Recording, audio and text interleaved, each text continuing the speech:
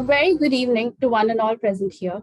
I, Himakshi Datta, a student of DME Media School, welcome you all to the Vibrant India series, episode 58. I also welcome all our viewers who are watching us live on Facebook. Vibrant India series, VIS, is an initiative of DME Media School for celebrating 75 years of India's independence. This series will be a year-long activity. As this part of the series, we invite inspiring personalities for online talk, interview, and interaction with our students. The invited personalities for the series are from all walks of life and all parts of the world. Today, our special guest is Dr. Melkote, an emeritus professor in the School of Media and Communication, Bowling Green State University, USA. We welcome you, sir. I would like to take a moment and introduce Delhi Metropolitan Education to our viewers. Delhi Metropolitan Education, DME, is an A-grade premier educational institute affiliated to Guru Gobind Singh Indraprastha University, New Delhi, and is approved by the Bar Council of India. The institute offers BBA, BA LLB, BBA LLB, and BA GMC programs. DME believes in imparting world-class education to its students while training them to develop and enhance their skills. This education and training enables them in taking up challenges of the industry and creating a safe space for themselves with their competence and vigor. DME Media School is one of the most promising media institutes in the country. It offers BA in journalism and mass communication. It is recognized as a school focused on the growth of its faculty and students through academic and co-curricular activities. Major flagship events and initiatives of the school include B.G. Verghese Lecture Series, Peer-to-Peer FDP, International Film Festival, SIFI International Conference ICANN, Vritika Convention of Media Students, and newly added to the list is VIS, Vibrant India Series. It is our pleasure to introduce to you the personality of episode 58 of the VIS. Our guest of the day is a personality radiating knowledge and wisdom. Dr. Srinivas Melkote has been a teacher in the field of media production and studies, journalism and mass communication for more than 30 years. He has taught at universities in India, US, and Jamaica. Dr. Melkote is currently a professor in the School of Media and Communication Studies, USA. Professor Melkote has researched on a range of issues, from the role of communication in directed social change and participatory communication. He has done extensive research in diffusion of innovation, international communication, health communication, and more. His book, Communication for Development, Theory and Practice for Empowerment and Social Justice, is a core text. Professor Melkote's current interests are examining the role of media and communication in achieving social justice. His work in social change communication examines the role of globalization, economics, and politics. Dr. Melkote is also active in examining the roles of media, acculturation, body dissatisfaction, and health-related issues. Now, I would like to request the technical team to show some glimpses of his life.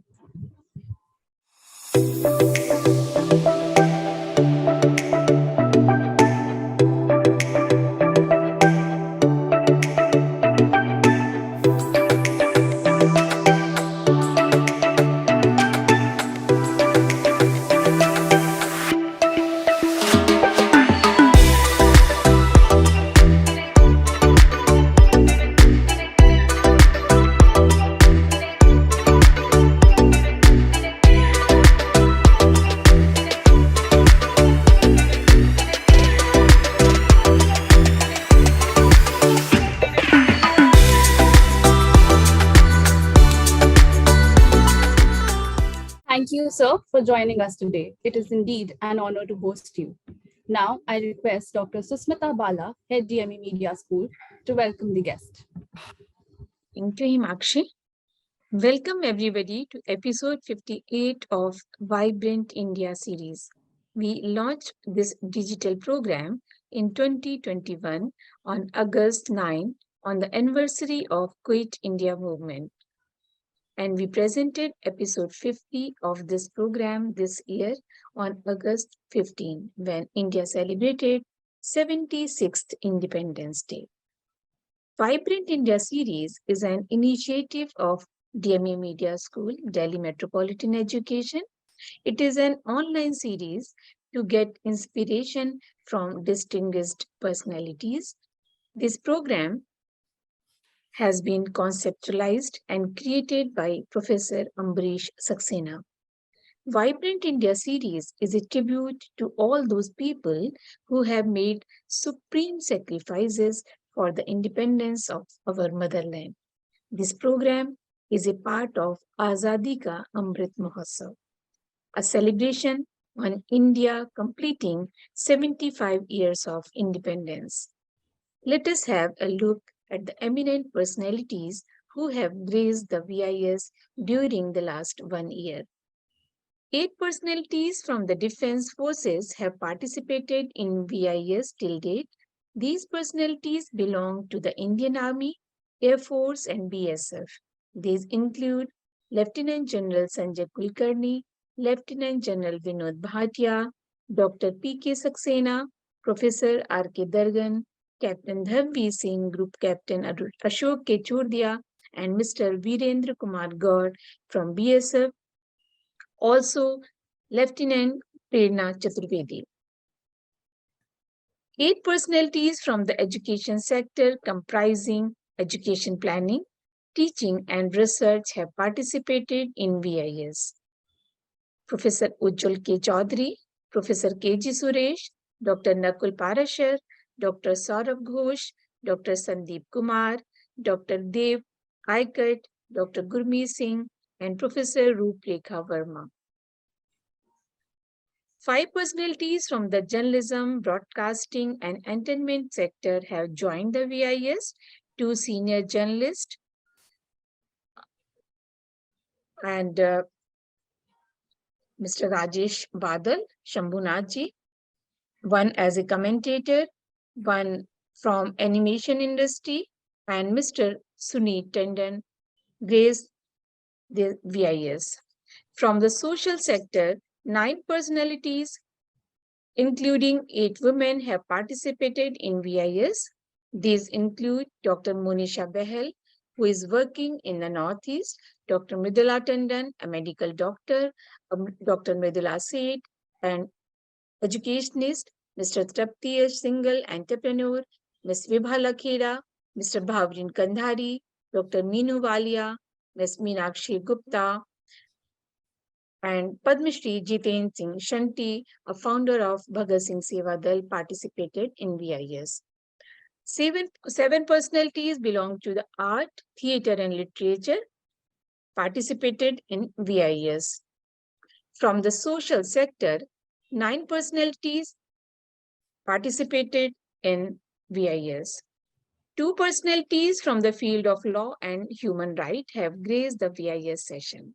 3 police officers have also participated in VIS. 3 senior IAS officers have also graced the VIS. And from the field of different era participated in VIS like Mr. S.P. Rawal, Mr. Augustine Wallet, Sufi Sayyid Azmal Nizami, Mr. Balindu Sharma Dadhichi, Mr. Satish Sharma. Today in episode 58, we have with us a distinguished personality, Professor Srinivas Melkote, a renowned professor of media communication in the United States. Welcome, sir, in this 58th episode of VIS, and welcome to all of you. Thank you. Thank you, ma'am, for listing out the galaxy of experts we have hosted till now in VIS. I now request Dr. Amrit Saxena, Dean DME Media School, the originator and ideator of VIS, to take the program forward. Over to you, sir. Thank you, Imakshi. So it's a matter of great pleasure that today Professor Srinivas Melkote is with us. I have been pursuing him since long because I wanted him to be part of this series. We are lucky to get people like him. I mean, there are so many other eminent personalities who have participated in Vibrant India series. And since this whole program was conceived to highlight the 75 years of India's independence, so our endeavors right from the beginning was to bring personalities from different walks of life. But then since we are from media education and this is a media institution, so obviously there was a more inclination towards such people who are doing something good, something substantial, something remarkable in the field of media education and research.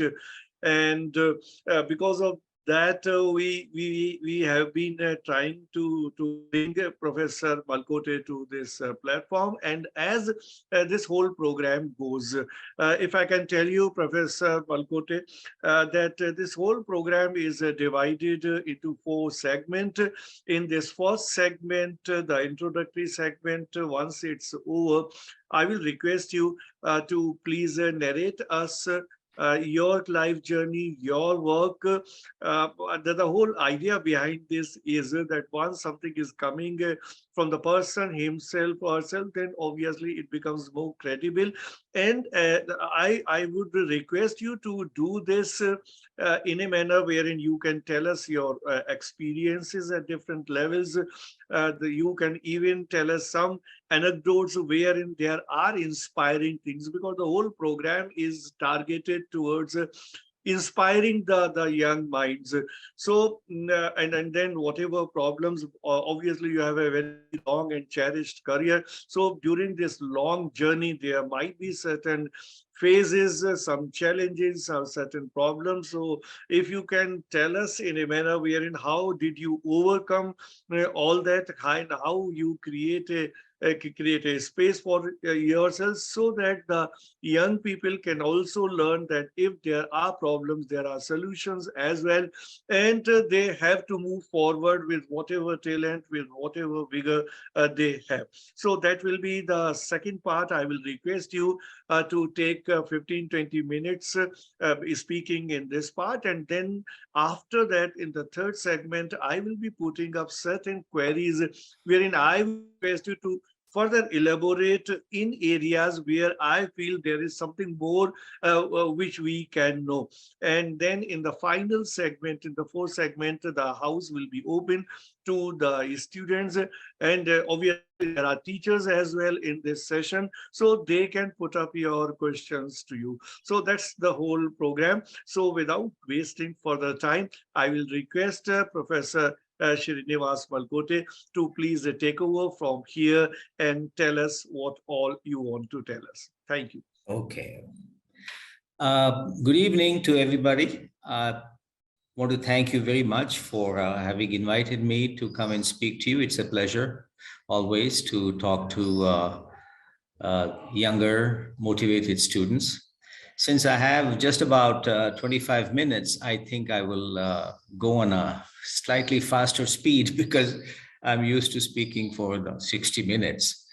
I've been in the teaching field from day one to the very last day of my working career. I don't know. I just chose this, but then probably it was not. I mean, I don't know. It almost becomes a philosophical question. How does one choose a path that is so satisfying, that is so interesting? You know, a lot of us. Now that I'm an older person, I can say, don't choose our paths very carefully. You know, we get influenced by others around us and or whatever else, and we choose paths based on some wrong notions, and then we end up being not very interested in it, and therefore not being very good at it. This is always the case. So my first advice to you is choose a path that you feel good, you feel satisfied, you feel gratified. Okay, you should be able to get up, you should be able to go to bed with a clean conscience. Anyway, so basically then I I started out in science. Physics, chemistry, and mathematics were my majors in my early college education in India. I was not weak in those subjects, but I certainly didn't. I didn't like it. Maybe it was the teachers, and I'm going to talk about the quality of teaching in just a minute. After I finished my undergraduation, I decided to pursue, change my field altogether and pursue journalism and mass communication. And that's when I joined the program at the Usmania University in Hyderabad, and I got my taste of journalism. I realized I was not cut out for journalism, though I think I'm a good writer. I wanted to do research. Somehow that was very appealing to me. But another thing I realized is that you cannot fool everybody all the time. You can fool somebody at some times.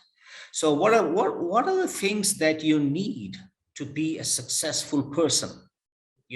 What does it take? I realized that in my field, knowledge, training.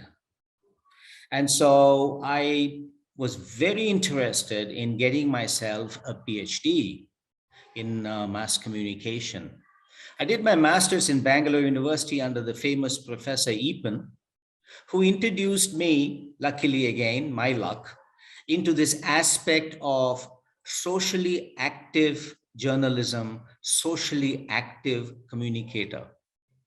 And to my great luck, that the year I started my master's in Bangalore was also the year that India initiated the SITE experiment, SITE, Satellite Instructional Television Experiment, where they brought educational programs directly from the satellite to satellite dishes that were then connected to public viewing in 2,400 villages in 6 states in India.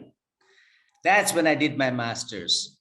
I got hooked onto this idea of the role and potential of communication in development and social change. It's a love that I never lost. I stayed with that, from day one. And as I said, at that time, there were no facilities in India to get a doctoral education in mass communication. It did not exist. I went abroad to University of Iowa to do my doctoral studies over there in mass communication. I was lucky. My major professor was an African gentleman, an expert in development, especially on African issues. So it was a very happy situation. Life in the US is not as flashy as a lot of people think it is. It can also be very bad. I had to, I went on a Rotary Fellowship, which was not enough to support me and my wife. And I had a hard time getting a fellowship at the school in my first year. So I started my my graduate study in US, working in the university laundry, sorting dirty clothes coming from the surgery department of the university hospital. And then I got promoted from there to janitor, washing bathrooms. Yes, that's how I earned my money, supplemented my income. Things were not the best. But then we survived, and makes you feel strong, makes you really feel very strong that you can face challenges and you can overcome them. Then it was a happy story after that. I got my fellowship and I continued my studies. I got deeper and deeper into the role of media and communication in development. So let me, go on a very fast track here. Those days, and before that, in the 60s, 70s, the whole idea of the role of communication in development was experts have to teach other people what to do. It was a prescriptive model. Mass media, like All India Radio and others, were used for top-down communication. Just tell people you should have only 2 children. Tell people that they should get their vaccinations on time, etc., etc. And then people will do it. Okay. Mass media such as the radio was used very widely. Communication was seen as the missing link in development. Somehow, if we communicated properly and gave people the information, then that would lead to change. It was a very optimistic and from today's point of view, very naive idea. It was not communication. What they were indulging in was information. There's a difference between communication and information. Communication is information plus something else. Okay. And so that is how we got started. But by 1970s, there was, I would say, looking back, a very significant change. Participation of the receivers became an important objective of communication, and that is communication. I talk to you, you talk to me. That's communication. I keep talking to you and you just nod your head. That's giving you information. So when the field of, brought in participatory communication in the 1970s, that really made the field so vibrant. And it included the social and the cultural aspects besides the economic aspects in communication. So that was the 1970s. And now we approach the 1990s. See how there's a change in the way we are looking at development and social change. And in fact, I always say development and social change. When I was a student, it was just development. But today we understand that development is one type of social change. Social change is not development. Social change happens, whether you or I like it or don't like it, it happens, it continues to happen, it will never change, it will never end. Okay, whereas development is a certain conceptualization of social change, where we say we want to achieve this outcome. That is development. That's how the media were used earlier. And anyway, coming back now, participatory communication made a big change. However, by 1990s, the field started borrowing more and more from other fields where communication was being used. For example, social work. Okay, to give you one example, social work, the field of social work, how they use communication in their development and social change efforts. So the idea of empowerment became an important concept and practice starting around the 1990s, that change is not going to take place easily, unless you empower all the participants. Empowerment is increasing your skills, increasing your capacity and your capability to effect change. Okay, whatever that is, it could be education, it can be training, it can be a lot of things. And so empowerment related communication became a very important idea, and developed around that, But as we approached the 21st century, and as we got into the 21st century, other kinds of issues started to come up. So I've come very quickly to the present day now. And what is that? What we are noticing now all over the world, including in India, is that there is unequal development. That is, the fruits of change and development are not being distributed in even a fairly equitable manner. Okay. This is a big problem because inequality all over the world is increasing. I can give you statistics, but I'm sure you can always Google and get these statistics. How, there are 2 people in India who earn as much as 50% of Indians. Okay.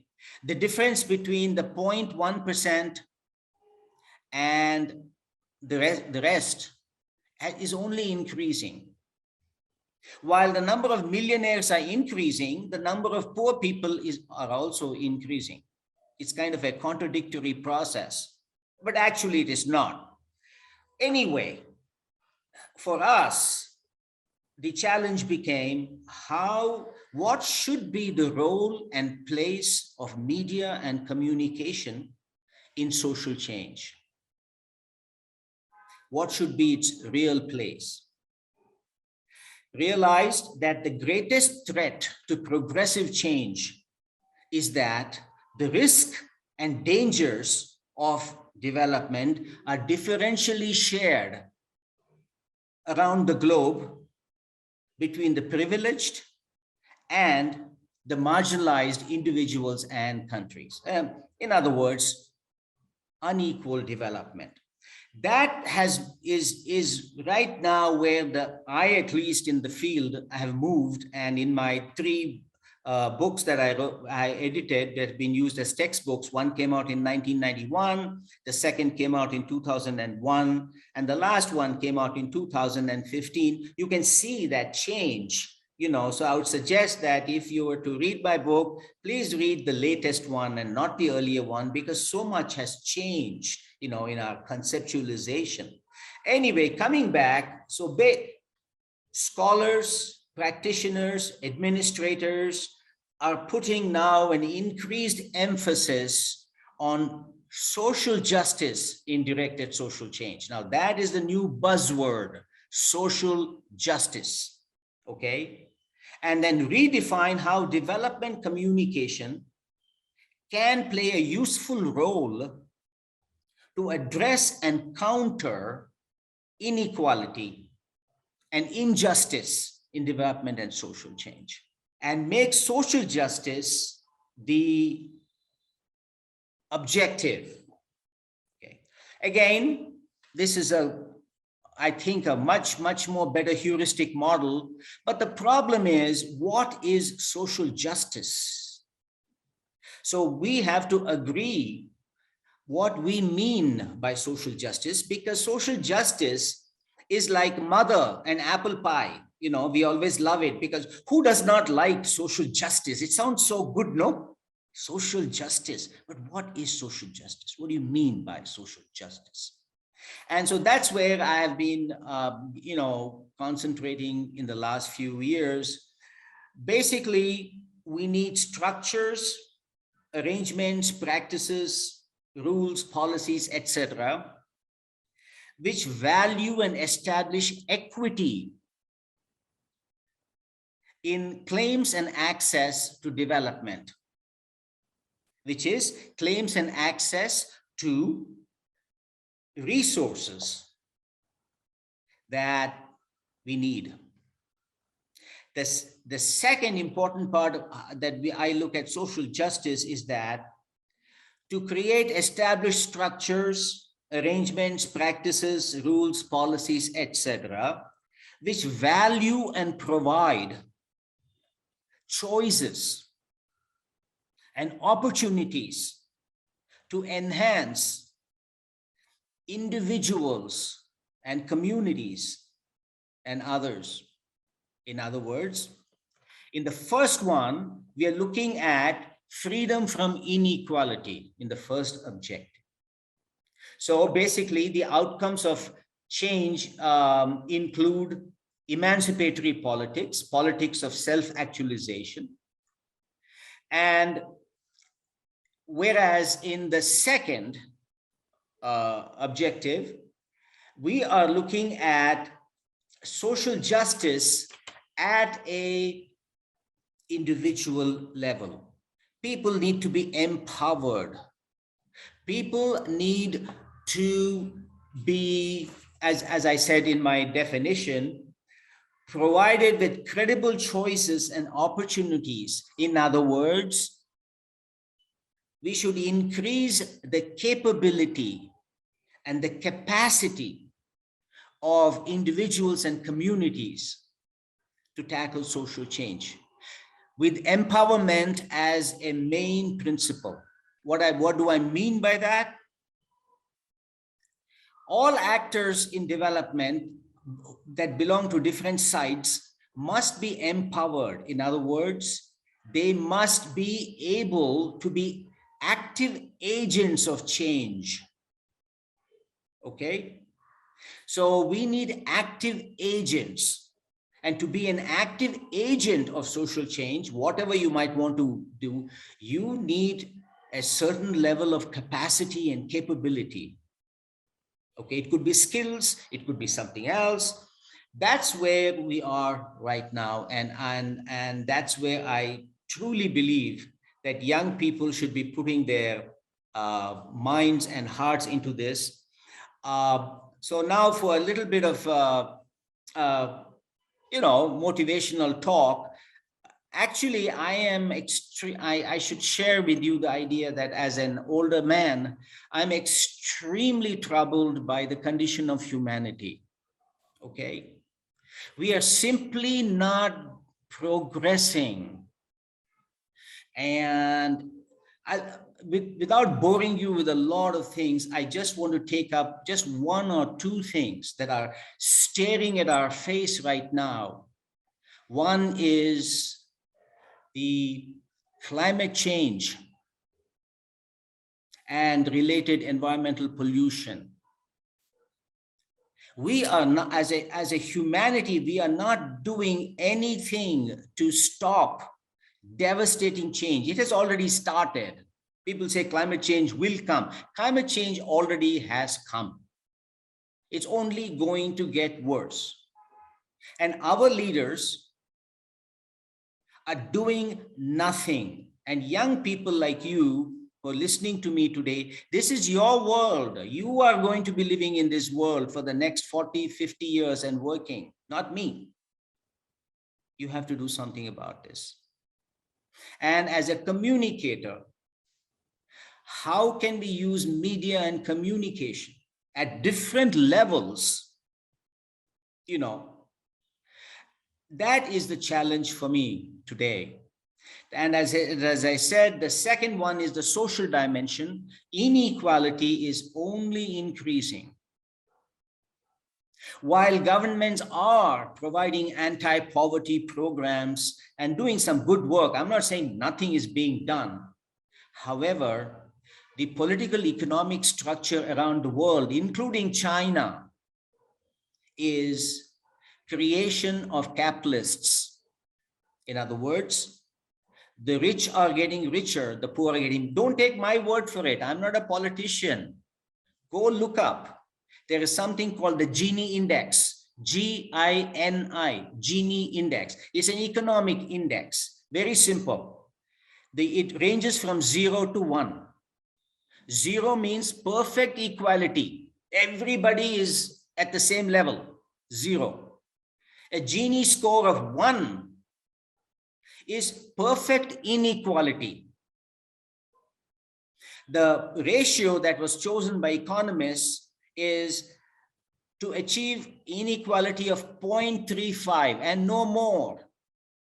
There has to be some inequality, obviously, but it should not be too much, 0.35.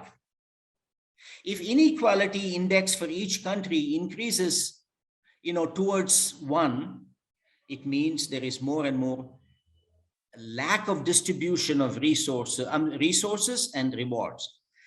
Now, we have countries like US that have crossed 0.5. So I was telling you 0.35 is the limit. Countries are crossing 0.5. Please check where India is. I have not checked. What is the Gini index for India? Please check. These are real numbers. And then you can decide for yourself. So that is basically, let me give you one anecdotal information, Now we just went through COVID in 2020 and 2021. What is the one big media story that we heard in 2020? If I'm coming out of India, one group initially that was hurt the most, migrant workers. Migrant workers in 2020 was a huge issue. They were abandoned high and dry.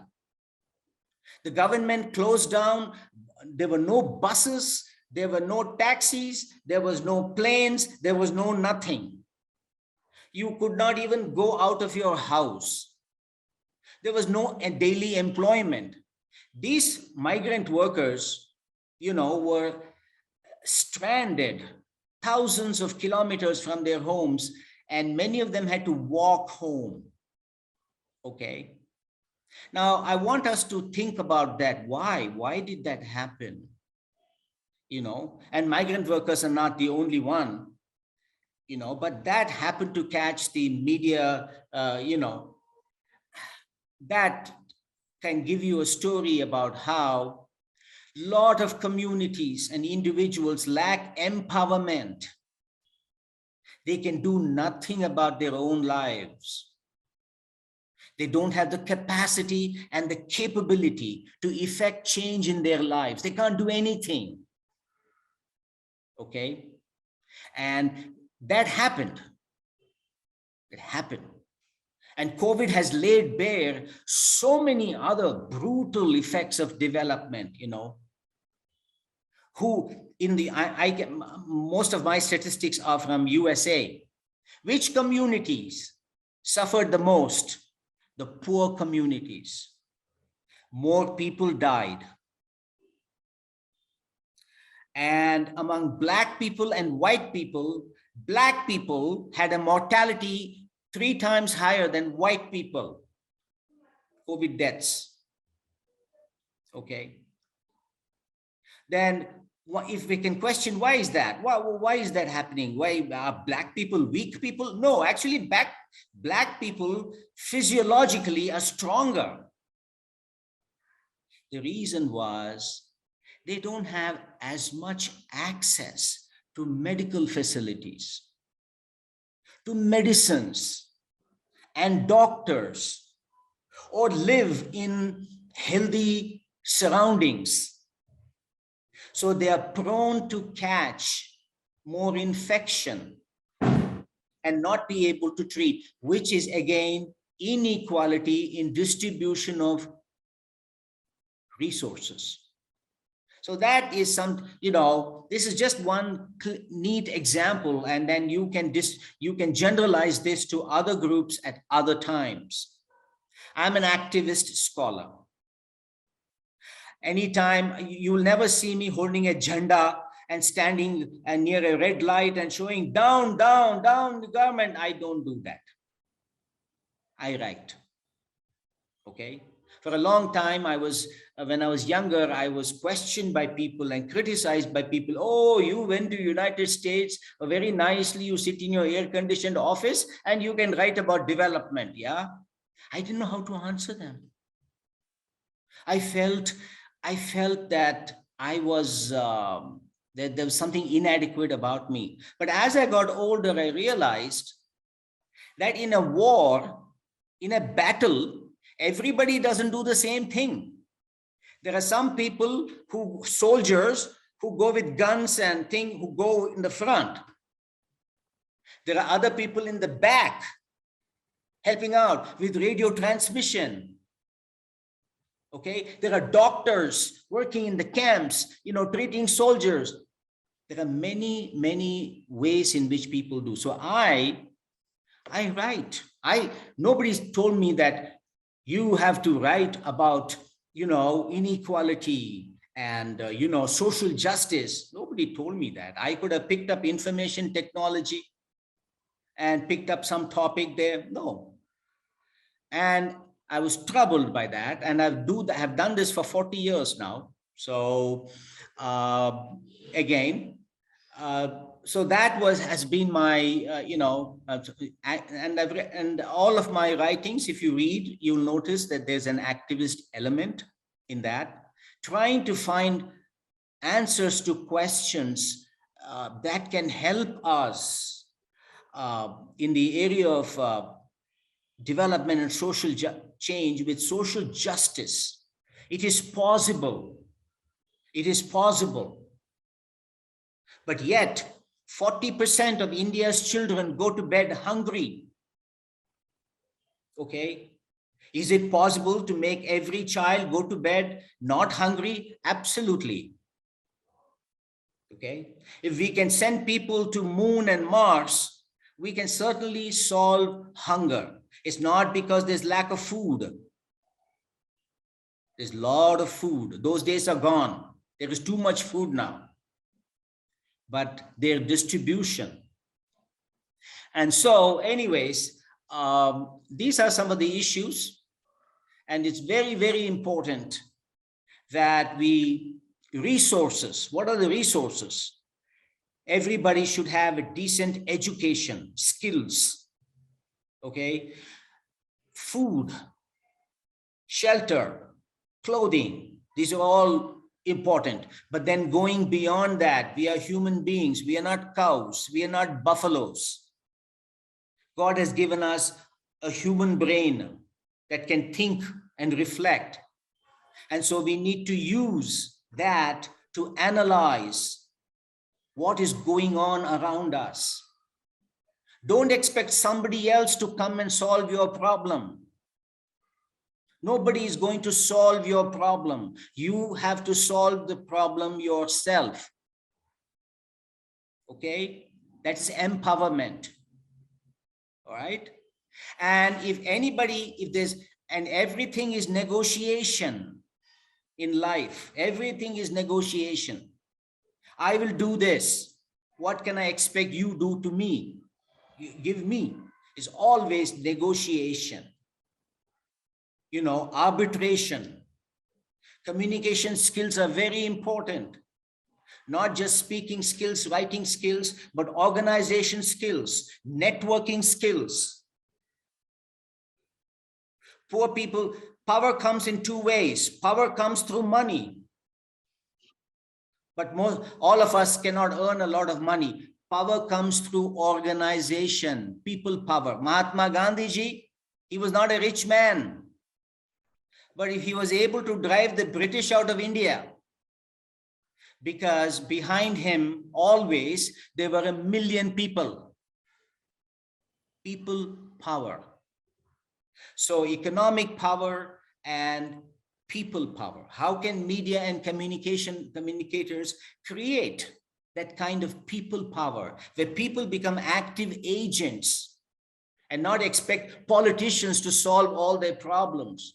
Activist community groups, whether it be anti-pollution, climate change, inequality, we have to take things, into our own hands and ask the government for help. I think I'll leave it here because I can go talking like this till all the cows come home, and so there'll be no time left. So I'll just leave it to you to proceed with the next part of the program. Thank you, Professor Srinivas. You jolted everybody's mind, and I believe everybody in this session would have started thinking as to, what are the issues related to development, because development here in the bachelor's degree that we offer in our institution, there is a paper on this, so there are teachers who are teaching this paper and the students is studying, but definitely you gave completely a different perspective wherein the conventional thinking has got a jolt. But one question is coming to my mind: if the kind of situation which you have drawn here in your lecture, now what exactly is the single most important reason why this kind of situation is there? Is it because of the international institution they have failed to deliver, or is it because of the democratic governments, they have not been able to frame right kind of policies and execute those policies which can bring benefits to the poor, or it is because of the lack of social movements. So what exactly do you think is the reason behind? Yeah, that's a thank you for that for that question. The last point you made, social movements, that is something I didn't even talk at all, which is a very important part of this. If you look back at history, 1920s was when inequality increased like today. And you know what happened? 1929, there was a market crash in the United States. It led to depression, economic depression in US, and then it spread to Europe. Depression where people didn't have money to eat, okay? Because all factories shut down. There was no employment. All banks shut down. It was a terrible time, the 1930s, and followed by the Second World War in the 1940s, But 1930s, because the problem was so intense, a new kind of economics came up, the Keynesian economics. The Keynesian economics is still capitalistic, but they put a social element in that. So in Keynesian economics, compared to the 1920s economics, it was government also has the responsibility to take care of the vulnerable sections of society. The social welfare aspect was put into and you will notice, go back, you can read my book if you don't want to spend hours in the library, but so if you go back, what happened was the Gini index came down and down. The policies of in the 1940s, Roosevelt and others using Keynesian economics, the whole idea of employment, retirement, employment, and and medical, and so many other things, they were introduced at that time. Inequality came down, and that is the difference between the very rich and the rest of society came down till 1975. 1975 was when we had the oil crisis, when there was an oil cartel formed by the oil producing countries. And, that is an important watershed, because that was the entry of what is happening today. A new kind of political economic order came, neoliberal economic order. Now, what does that mean? A lot of people get confused, and they, neoliberal was going back to what was happening in what hadn't happened in the 1920s. So what they introduced in the neoliberal is still capitalism, but they removed or de-emphasized the social aspect. And so under neoliberal economics, freedom of the individual is paramount. Freedom, I am a hardworking person. I work hard. I pay my taxes. I don't want my taxes to be used to help those lazy people out there. Okay? They're all lazy people.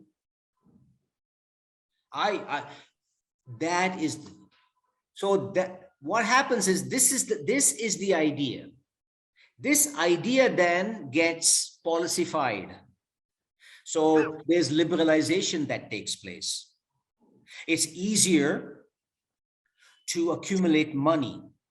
And the more money you accumulate, it's easier to accumulate even more money. Do you know, again, I don't want to go on to this thing, in the United States, my income bracket is 28%. I pay 28%. All the corporations, like for example, General Electric, you know how much that pays? 0. Okay, why? How? So these all kinds of tax loopholes all kinds of ways to dodge this, dodge that. So to answer your question, the policies at the top, and unfortunately, even so, countries that loved some socialistic policies like India, China, in the march towards development and becoming, have adopted that. Okay, and that seems to be all over the world now, and that is the huge problem, you know. But then here the question arises, Professor Melkote, as you, went to the history and quoted right from the Great Depression to the things which are happening today. And you talked about capitalism, you also talked about socialism, and picked up examples from the US, India, and China. But then what exactly is the way out? What kind of political economy you feel will work for development and social change? Well, looking at India, I don't want to leave China out here. India and USA, which are democratic countries, what kinds of leaders are coming, you know, for example, in the United States, you know.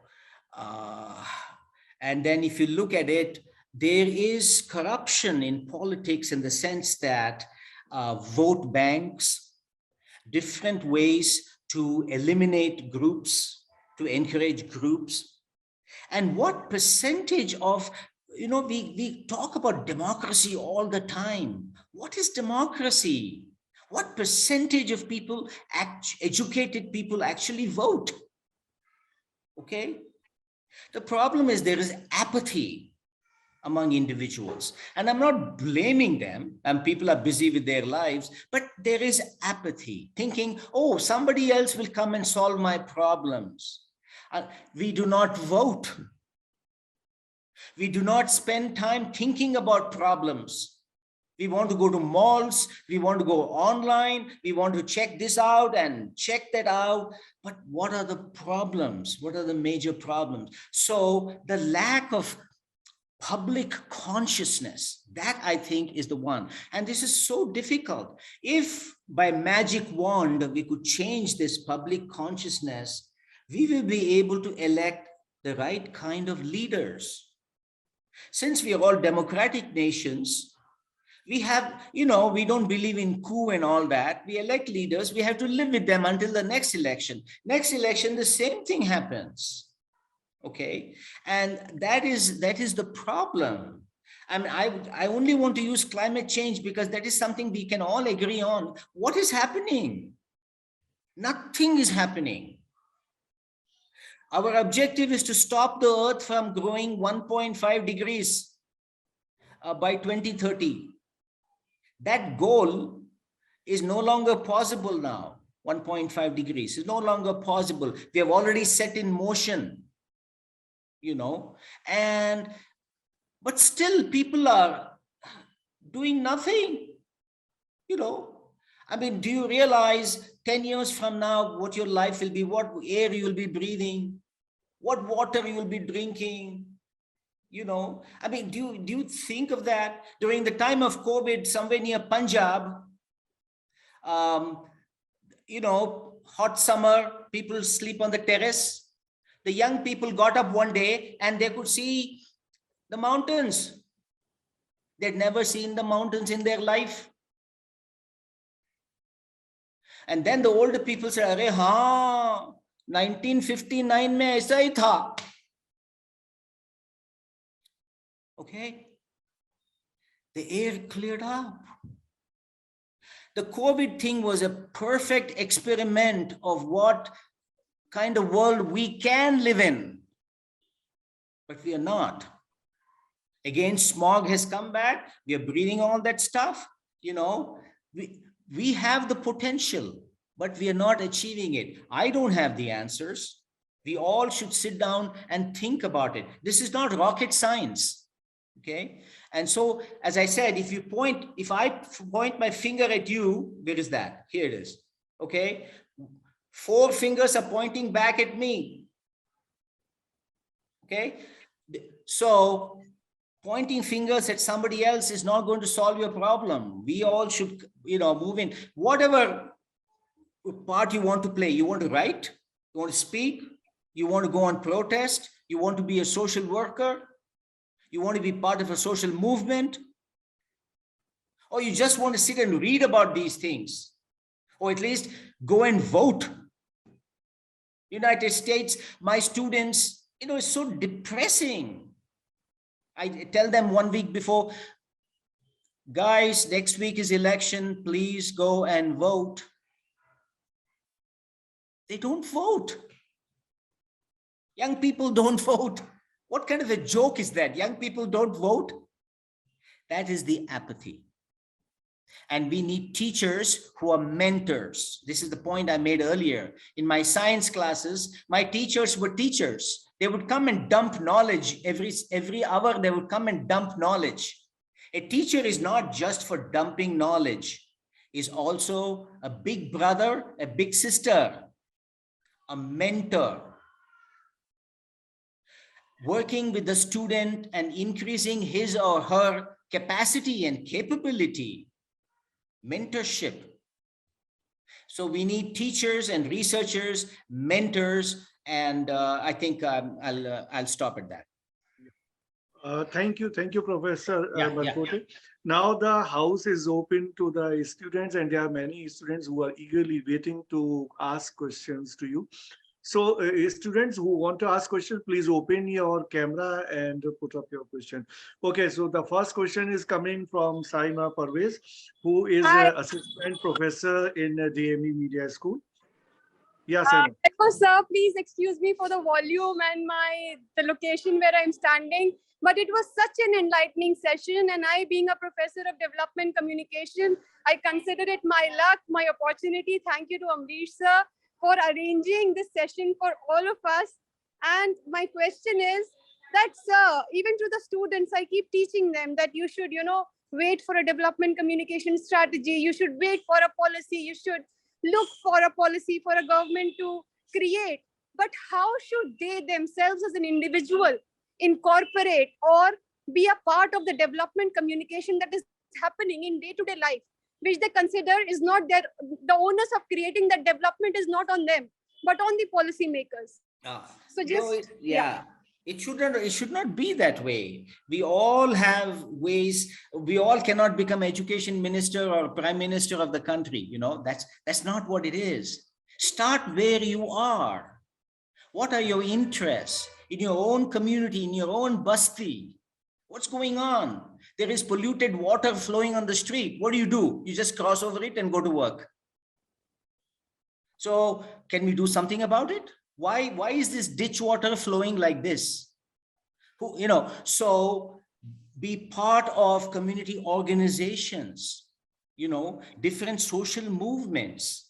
For example, women's rights. Young men and young women should be involved in women's rights. In what ways can we do? I mean, women over the last 100 years have achieved a lot of, change. Why? It didn't happen automatically. It didn't drop from the sky, because real people, became part of social movements that brought knowledge, understanding, and reflection on this issue. So we all can play a part. The political process, unfortunately, many people think is going every few years and casting your vote. That is such a bad concept of politics. Politics is a bad word. Why? Politics is nothing but, if you go and look up a dictionary, what is politics? It is the science of power. Okay. And how do we want to be governed? What kind of leaders do we want? We need to be involved. If we want to change our political process, we need to be involved. And so this means people becoming agents of change. You cannot make a change unless you own the problem. It's only when you own the problem that you become an agent. And what does it take for you to own the problem? Simple things, it could be simple things. It could be, the food that is given to children for lunch program in schools. We hear media stories, you know, where the kids don't get anything or they get, you know, diseased kind of thing. How can I help in that? You know, and there is so much of work going on. We just need more people getting into this, more people involved. And, you know, so that's what I would say. And then there should be, I mean, I don't have much time today, but if you read my book, you know, in the whole communication process, there has to be a social context to all of these things. Politics has to be owned by the people, not by those elected politicians. There have to be community meetings. There have to be more associations, meetings on issues that are important to you and your community members. And then multiply this at different levels, and then you see a vibrant political atmosphere. I know this sounds like a fairy tale, but that is what it is. That's how it should be. And I have lived for 6 decades now.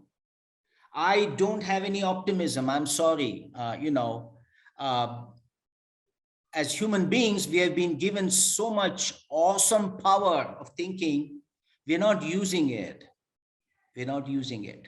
Okay. And that's very unfortunate. Very unfortunate. I hope the young people can take this up, because it is very important now. Absolutely. Yeah, and this is so reassuring that I'm leading them in the right direction. There are so many people waiting. Conflict around the world is increasing. I want all the young people to wake up. Today is a very dangerous world. Russia threatened to use nuclear things against Ukraine. Europe is in shambles. We are having war again, folks. Have you thought about it every day when you get up in the morning? We are having war. Okay? And countries are resorting to violence against each other. North Korea and South Korea, and China is all over the place, you know, in the South Sea Islands. It's a very, very bad time. Why should it be this way? Yeah, thank you, Professor. Thank you, Professor Melkote. Now there are 3 more students to ask questions. Thank you. Roshan Soni, please ask your question. Yes, sir. Good evening, sir. First of all, sir, so your perspective really influenced mine, sir, because deep inside I had this fire of bringing a change. You know, whenever I used to travel in an auto or just looking at someone, you know, who's not as privileged as me, I always had this question: why is it like this? Why the society is like this? And so I got most of my answers through this session, sir. Okay. But sir, I feel, sir, even if we have the intent, even if we are able to spread the awareness, which you just said that the public awareness is the key over here. But sir, implementation, that's the problem, sir. Even if we try to impart this knowledge to everyone, we can only just spread it. Rest, it's up to the person whether he wants to take it or not.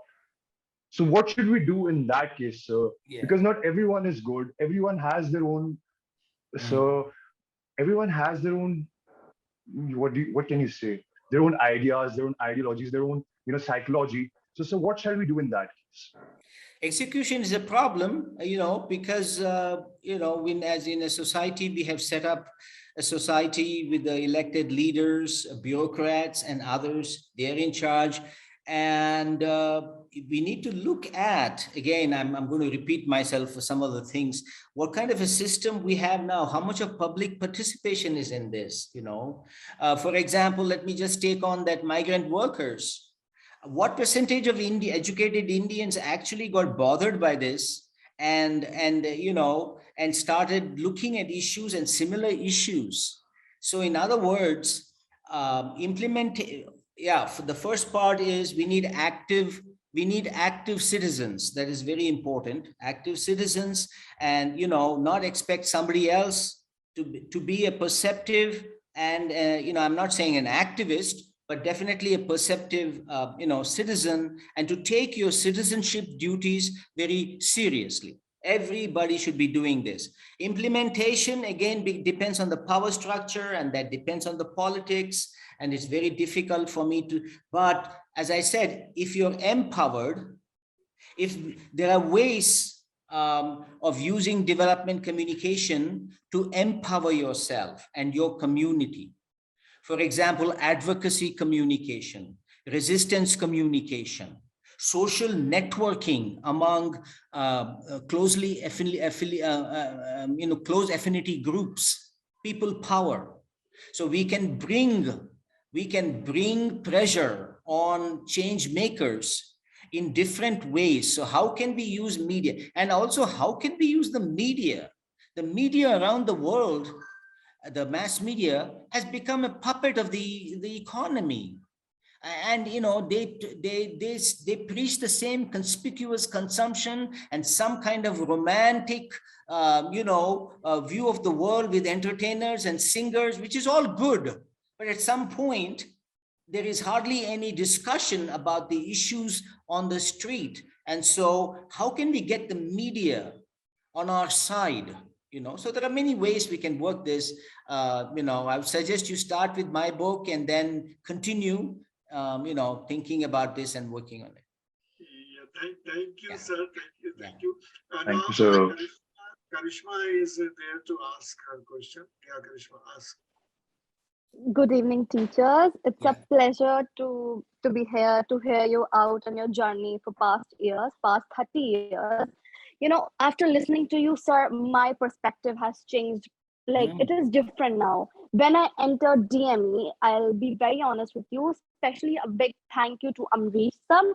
He was the first mentor who I met, and he is the person who guided me, And it's been only 2 days in the college, and my point of view was it was about my personal growth.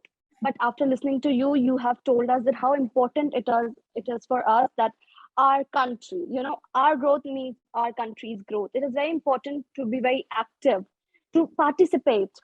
Yeah. It was, our participation means in our country, it is very important. Somehow our growth means our country's growth. Just you mentioned that when we point out someone, four fingers are pointing us, but humanity is somehow like that. We are very mean. We just use all the resources for ourselves. We don't look out for the people, for the needy people who are there. So it was very nice to listen. I just have this doubt. I want to ask you this, that you just mentioned that the COVID time was the best time. The COVID made people suffer a lot.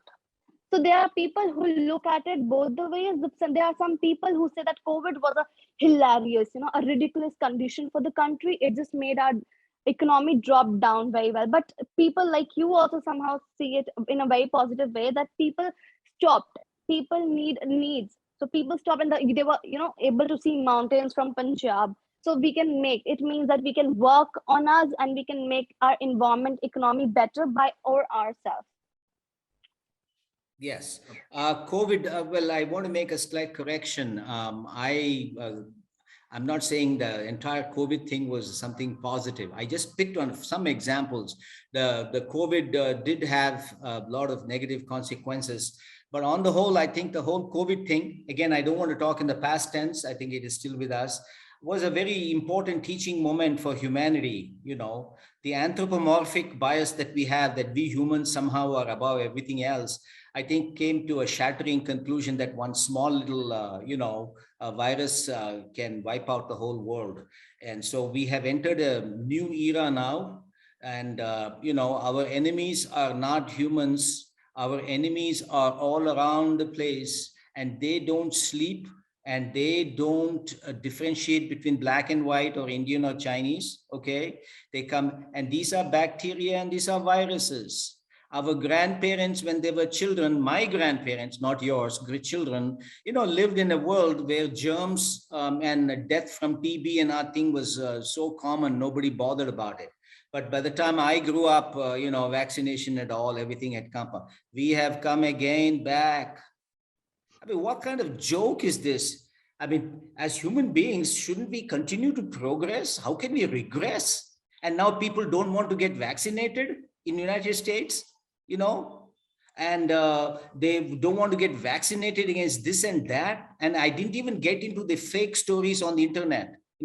I need 60 minutes for that, to talk about how information revolution has unleashed fake information, where, WhatsApp is full of full. 90% of the stuff that you get on your forward in WhatsApp is made up. Okay, this is an industry. But anyway, I don't want to talk. So COVID did, but it was a wake-up movement from an environment point of view, and also how we are treating our brothers and sisters in our society, who's dying and who's not dying. Okay, it brought everything. All right, and so it's very, very important that we buckle up, put on our seat belts, and deal with situation that is coming up. Yeah. Thank you, Professor Melkote. I think the last question will be by Gauri Dhyani. Gauri, ask your question. Greetings to one and all present over here. So my name is Gauri and I'm a student of first year BGMC batch 2022. So, sir, as you told about your journey, which indeed was very challenging, also you were from the science stream, which again is a very, which again is different from this field. So I want to know what dragged you to this world of journalism and mass communication. Okay, I think I'll reframe. Thank you for the question. I'll reframe that question slightly. What did not lead me into sociology and anthropology in the first instance? Why did I go into physics, chemistry, and math? Well, my dad said, do physics, chemistry, and math. I did physics, chemistry, and math. I was 20 years old. I was more interested in getting beer and, looking at girls. That's what I was. I was a 20-year-old. And I was an intelligent student, So, but I had zero interest in physics, chemistry, and mathematics. And the teachers were so boring. My math teacher would come and he wouldn't even bring his textbook. All of you turn to page 522, take rider number 21. He knew the entire textbook in his head. And was he talking to me? Was he talking to himself? I don't know. All my teachers, they would dump knowledge and, and anyway. So that is what happened. By the time I finished my undergraduation, I was about 23 years old and old enough to think for myself about my own future. And so my dad said, Beta, why don't you go to Delhi and do masters in physics? I said, no. I want to go into journalism, because that's how I got into journalism. And boy, was I happy. I had the aptitude. I had the writing skills. Writing came easily to me. Speaking came easily to me. And I loved it. I did very well. I don't want to brag to you, but I got the gold medal. Okay. It just came, but then I didn't much care for journalism. I actually got a job offer from the Hindu in 1975.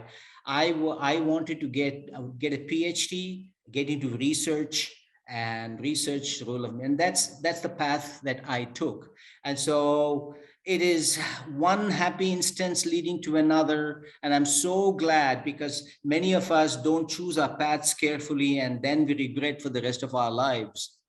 So as young people, please choose your path very carefully. And once you choose your path carefully, then work hard. That's it.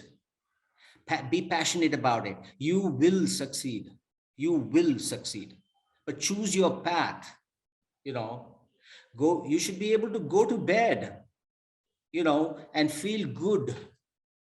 That is what it is, my test of, and earning money is good, but it is not the end to everything. As an older man, I'm telling you, okay, after you've earned some money, you need something else, and that is called satisfaction.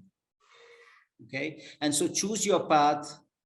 And that's what I would say. And so journalism, it came to me, and I liked that, and I'm so happy that I didn't do physics and I was a scientist somewhere feeling miserable. So. So one more question. Yes.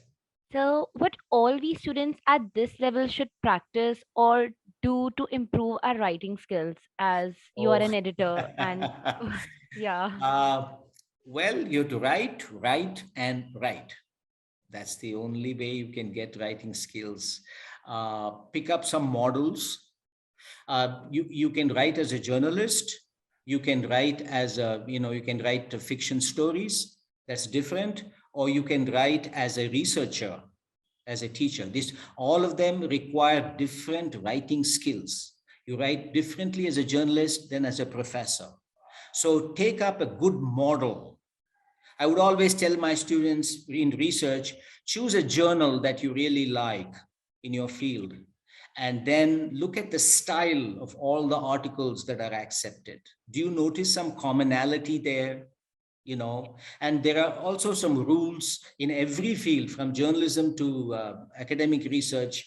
In an article, what should you write? How should you begin? You should you should give an introduction, then you should lay out the problem, and then you should talk about it, and then you should come up with a methodology of how you're going to tackle and answer your problem. And there is a structure to it. And to learn the structure, whichever field you're in, and spend your 20s, 30s, and 40s working very hard. You can start relaxing in your 50s, okay? But those years are very, very important. And, writing skills is have a model, A, and B, keep writing, all right? And that's what I would say. And this is in any language. It doesn't matter if it's English or Hindi or whatever.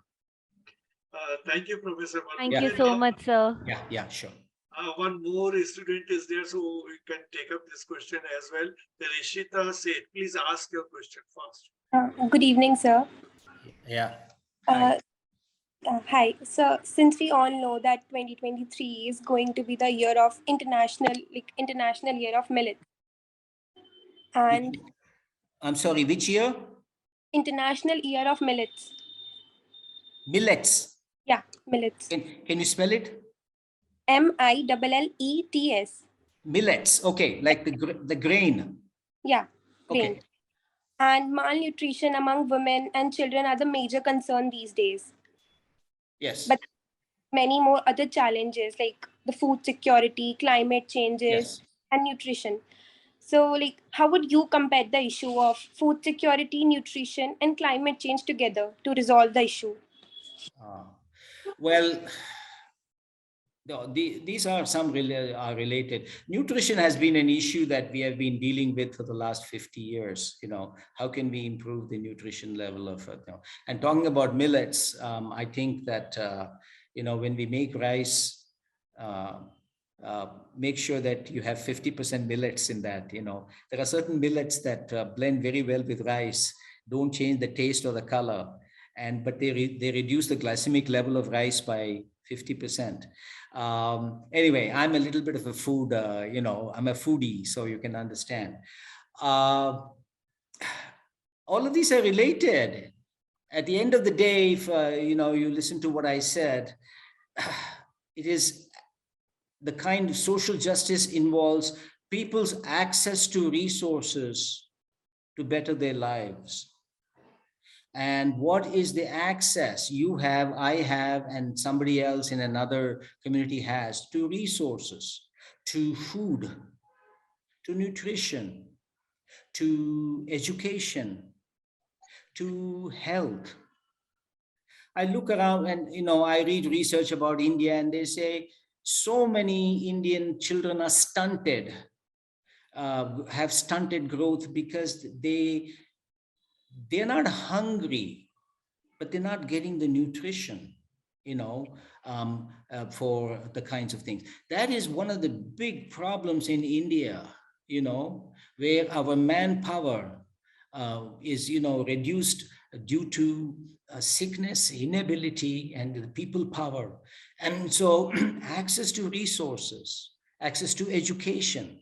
So I think the root is that concept of social justice, that all citizens must have reasonable access to resources that is important for their physical and mental growth. That is the first aspect of social justice that I told you. The second aspect of social justice is we also need freedom for our psychological and our spiritual growth. We all as individuals need freedom to be the kind of people we want to be, as long as we're not breaking any law. We're not indulging in, if I'm not breaking any law, I want to do what I feel. I want to play on the violin for the whole day. Okay, I'm a crazy guy, but I'll play on the violin whole day. So what? So that is the other kind of freedom. So, and we put these things together. But the first one is what you're talking about. And all of this are, a lot of people are not getting adequate access and opportunities to use resources that will help them succeed. Thank you, Professor Melkote, Yeah. to answering this such an important question in such an easy way. Now, one of our senior faculty colleagues, Ashish Chatterjee, is here and he wants to ask a question to you. Yeah, Ashish. Oh, okay. So I'm not going to ask anything. I need to share a few things, like, sir. First thing, wonderful session. Thank you very much for this. See, I have seen many social groups, who were really motivated, charged up. They worked for the society. They tried to do a lot. But after a certain time, I have seen them, they all faded out. That's basically because they tried their level best, but couldn't get the result. As you said, that inequality, it's basically because of that. I don't know how to motivate them who tried hard but failed. Yes. It is, this is not a romantic thing, social change and development. It is hard. And so what we can see is we have to go and look back in history and see some of the leaders in India and in the US. You can see, for example, women's rights. Today, 2 months ago, the United States Supreme Court it threw out the federal protection for women who want to terminate their pregnancies. Do you know, I'm sure you know for how many decades their grandmothers and their mothers and their grandfathers worked to get these legislation in place, the Susan and B. Anthony, that lady, the 1800s and especially the later 1800s and early 1900s, they slogged, and they were able, through some good leaders, bring about legislative action. And now all those are whittled away, and I don't know how informed the young women are about these kinds of things. I hear that the party that supports this is actually going to win seats in the upcoming midterm election. This is a joke, a party that is killing you, you're voting for them. Actually, you're not voting for them. You're sitting at home and voting for nobody, and others are voting. So, it is very frustrating. But then what can we do? We just have to keep fighting. We just have to keep writing. Whatever profession we are in, we have to just keep teaching. And we just have to keep mentoring young men and young women, to be more responsible. That's, so there are no easy answers here. It's very frustrating, but then this is something that we need to do. Thank you, Professor Melkote. I mean, in your way, you motivated us that we have to continue fighting. We have to do the things which we can within our limits to contribute whatever change is possible. And as you said, that change is something which is bound to come. But then a more remarkable thing that you said, if I am trying to sum up your whole session, that how you can reduce inequalities, how there can be a better distribution of the resources and how everybody can be benefited, because everybody has a right to a nice, decent living, and everybody has a right to education, and everybody has a right to get health care, which this COVID-19 has taught us, as you also refer to that how this access to health is not there available to poor at least. Obviously, the rich people, big people were also at the receiving end during the COVID-19, but obviously for poor people, it was unthinkable to get the right kind of health care. And as you raised the issue of the migrants, which was a big issue. And obviously, as you said, I completely agree with you that there is a certain level of apathy. We are not bothered as to what has happened. Like I was taking a class only yesterday, so I referred to this example, the accident, this bridge collapse that happened in Morbi in Gujarat. So many people died because of carelessness, because of negligence of the government, but hardly anybody is bothered about that. Neither the news channels are covering the way it should be covered. Either it's not covered or it's covered in a manner wherein there is a, so the whole case is being hushed up to the benefit of the ruling class. But poor people are not seen anywhere. And the common citizens in other parts of India, I mean, outside Gujarat, they simply take it as a news and forget about it. Nobody is bothered that something wrong has happened. Why a bridge was allowed to run even after 150 years of its construction. So what kind of development model we have? We are not able to provide the bridges to our people. We are not able to provide the essentials to our people. And all parties, all governments are into this. And we hardly care that this is happening. So apathy thing, as you said, has struck me really, that we have to think about this. And as you said, that we have to be active citizens or the perceptive citizens, as you use the term, only then we can think of some change. And as you said, the thing will happen or not, we do not know. But we have to strive for that. We have to continuously work for that. So it's a really motivational thing that has come from you to all the teachers and the students who are there in this session. I'm really grateful to you that you spared so much time for us and enlightened us on the most vital aspect of our lives. Thank you. Thank you. Thank you.